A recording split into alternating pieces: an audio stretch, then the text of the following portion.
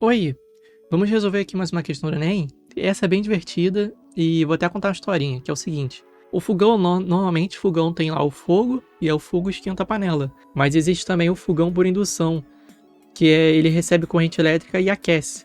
É mais ou menos o efeito, eu não sei se você já viu algum aparelho elétrico esquentar, por você ficar usando muito ele. Então o celular às vezes esquenta, o computador esquenta, a TV. As TVs antigas esquentavam pra caramba. O que acontece?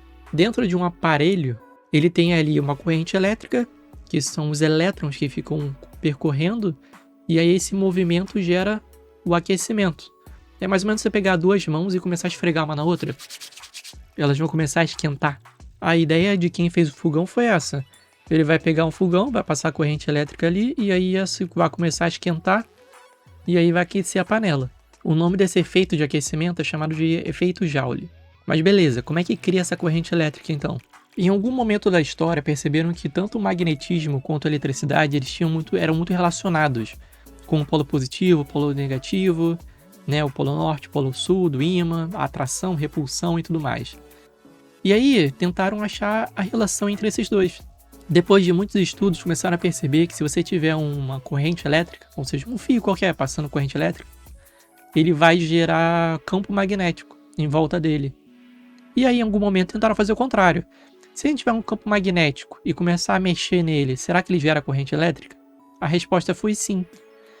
Então, se você tiver um campo magnético formado por qualquer coisa, sei lá, por exemplo, um ímã, e você começar a mexer esse ímã, balançar de um lado para o outro, por exemplo, ele vai gerar corrente elétrica em qualquer fio condutor que estiver perto dele. E é assim que o fogão funciona. O fogão, ele gera um campo magnético ali dentro dele e começa a variar ele. Ou seja, é um campo magnético variável.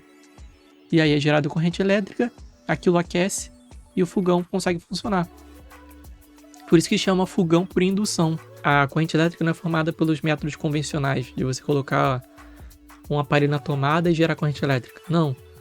É gerado um campo magnético e aí o campo magnético variando ali começa a induzir uma corrente elétrica.